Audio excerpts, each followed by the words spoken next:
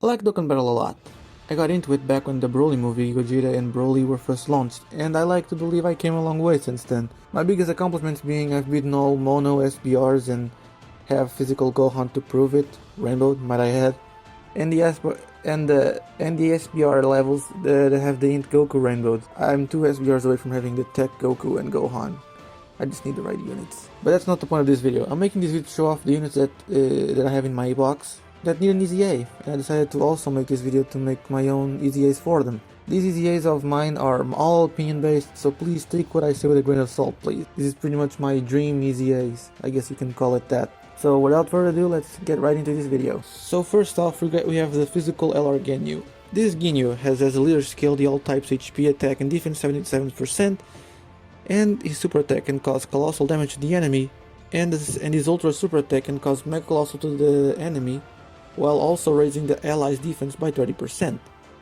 And his passive is Ki 3 and attack plus 7777 for all allies. So I like this Ginyu. I think he's a decent support unit. However, I think he needs an improvement of sorts to make him a bit more reliable for longer events. He's decent for Ultimate Clash and a lot of good events, but I would like to make him more streamlined. If I had to make an EZA for him, I would probably raise his leader skill to all types HP, attack and defense to 100% plus 3 Ki. The super attack would lower attack and defense. Ultra super attack would raise allies' defense and attack by 30% for 2 turns in this case. He's a free unit, so I'm trying to make it more balanced in a way that it fits a free-to-play unit standard, and that's how I would use them. I currently only use them for Planet Namek Saga teams or physical mono teams for extreme super battle roads and super battles for extreme mono types. I like this unit. I think it's a decent support unit, but I don't use it as much as I used to because units that came out as time went on just surpassed them in their support role. I guess you can call it that. Up next we have Yamcha and Puar. This LR can be obtained by grinding the World Tournament medals and playing, World Tournament.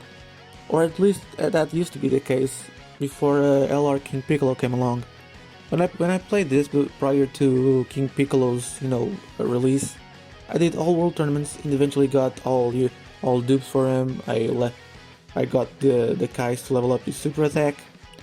I have him Rainbow at 20. Again, all these units I have here are all 20 on their super attack level 20, and I have them all duped out. They're 100%. They just don't have the links at level 10 because I'm just that lazy to grind the links. However, this Yamcha here is a joint forces category leader, which is my second favorite category in the game. And for those wondering what my favorite category in the game is, it's Earthlings. I really love Earthlings. But regardless, going back to Yamcha, he has a joint forces category leader skill of Ki 3 and HP, attack and defense to 100%. His super attack causes colossal damage to the enemy and lowers defense. Plus his ultra super attack causes mega colossal damage to the enemy and massively lowers defense. His passive skill is attack and defense plus 20,000 when performing a super attack, plus an additional 10,000 to set stats when performing an ultra super attack. So basically, the more Yamcha attacks, the more defense he obtains for himself to tank said attacks.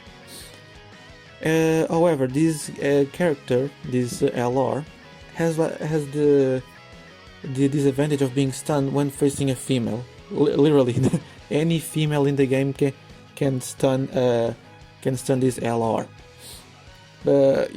I think all females are in the Peppy Gals category. So yeah, granted it's only that category, So any other category, he's very much capable of, working and not being stunned.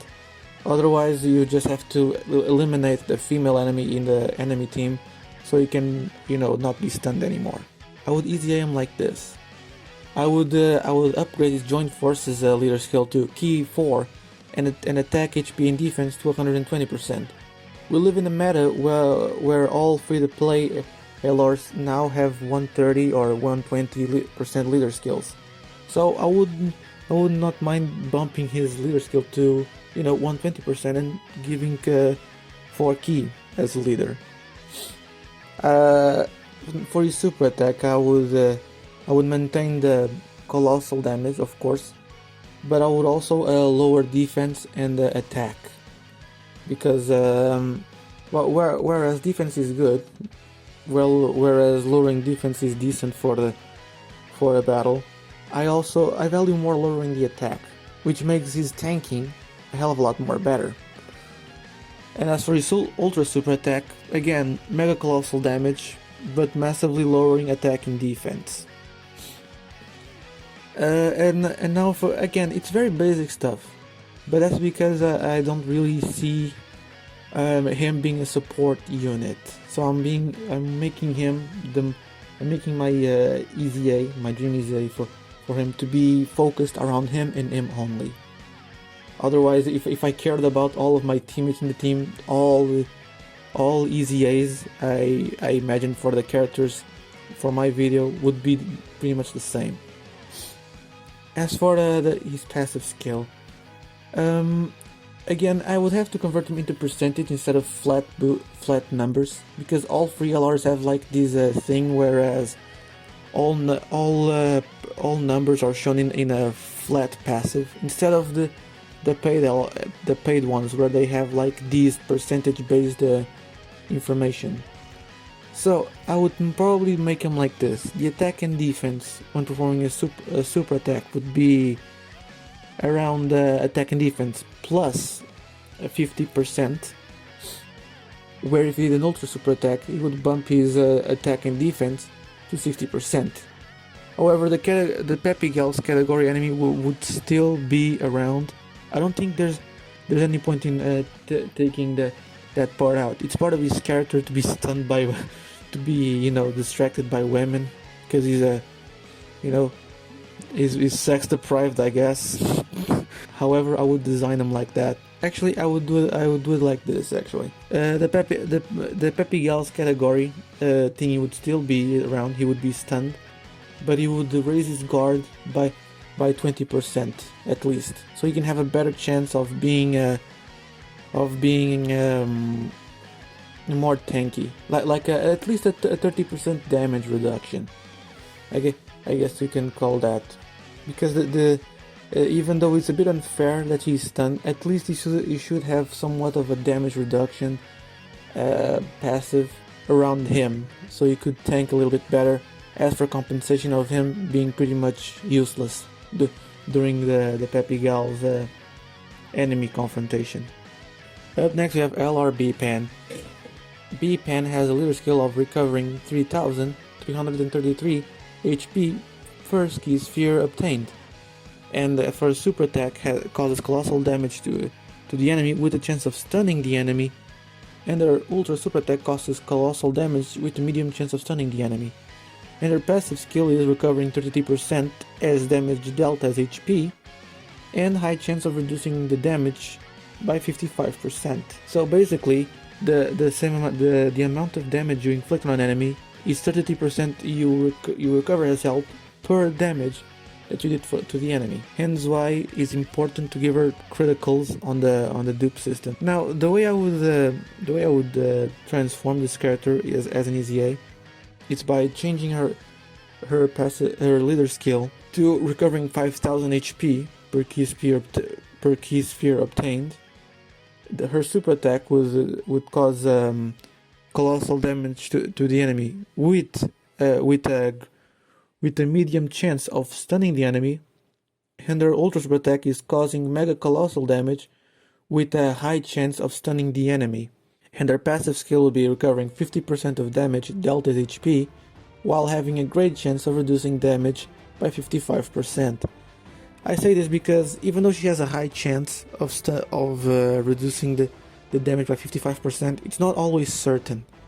And even though she's a free LR, I would like her to tank better, because the amount of times I depended on her to, actually tank, of activating her passive skill and tanking, it just ended up just me getting fucked in the process. So I pretty much just give her a great chance of stunning a great chance of activating her guard by 55%. I would still leave it at 55%. That's still very good, but having a better chance of activating her passive. And also recovering health is a great thing for the team, of course. So I would like to enhance that, since she is a healer for the team. Now she has an active skill. Her active skill consists of giving allies 33% attack for one turn, and it can only be activated during the third turn of the battle, and once only. Now I would pretty much just change this to all allies attack and defense for 40% for 2 turns. It can still be activated after 3 turns in battle and once only, but I would like LRB Pen to give my units a defense buff of sorts. So that's how I would do it. I would do it for 2 turns.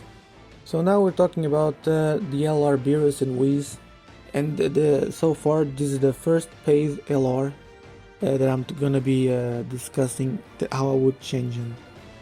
Now I have to have a different mindset for this LR, because again, prior to the previous ones I talked about, this one isn't a free LR. You have to summon for it.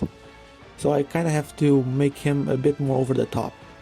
He currently has as a leader skill to be a STR leader for 100% and key 4 for super types, and being a 70% key 2 leader for extreme STR types.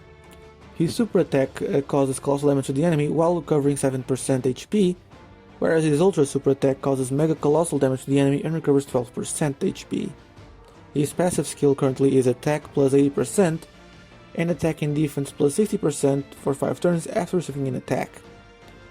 This is a very, very underwhelming LR, even for a paid one, but that's because the LR is a very old one by this point. It came out in 2018. Back then the meta for these LRs were different, hence why I say it deserves a new upgrade of sorts. So I would easy aim, like my easy aim for him would be his leader skill for the super STR types would still be key 4, but the HP and attack and defense would be 130%, whereas the extreme types would be key 3 and attack and HP, attack and defense 90%. I would leave him like this for his leader skill, because again, we're trying to make him a decent leader for the mono type. Since his leader skill currently is based off for mono types only, I decided to focus on that, but giving a very great boost, so to make him more usable for certain events and Ultimate Clash. Now for his super attack, I would change the colossal damage to mega colossal damage and recover 12% HP as it says on his ultra super attack. And as for his ultra super attack, I would change it I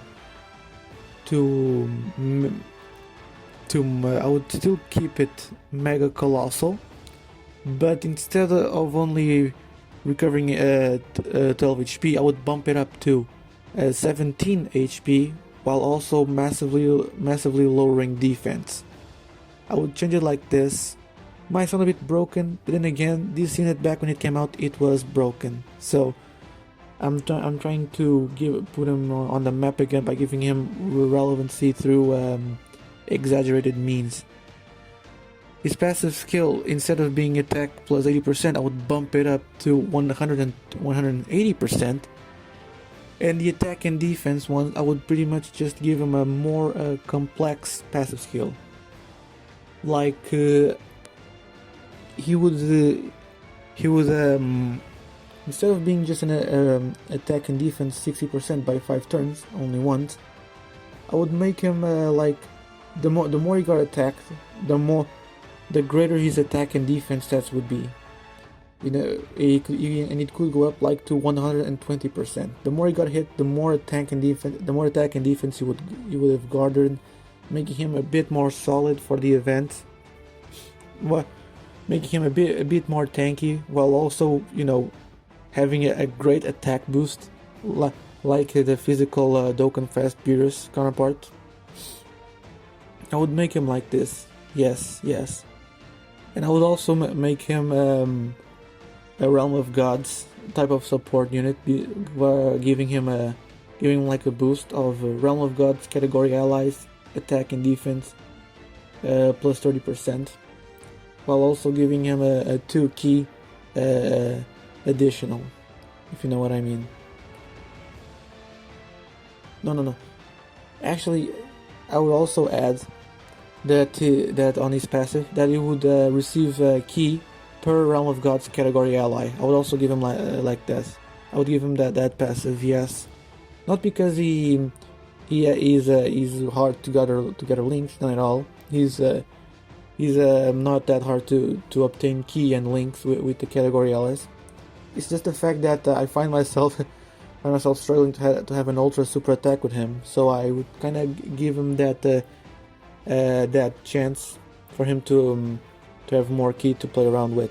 Up next we have Trunks and Mai, and this LR is also a summonable one. They have as a leader skill to be a time traveler's category leader for key 4 and attack and defense plus 130%. They currently have as their super attack colossal damage with a medium chance of stunning the enemy, while also as an ultra super attack to cause mega colossal damage with a high chance of stunning the enemy. Their passive skill would be attack plus 70% and an additional attack and defense 10% per time travelers allies on the team.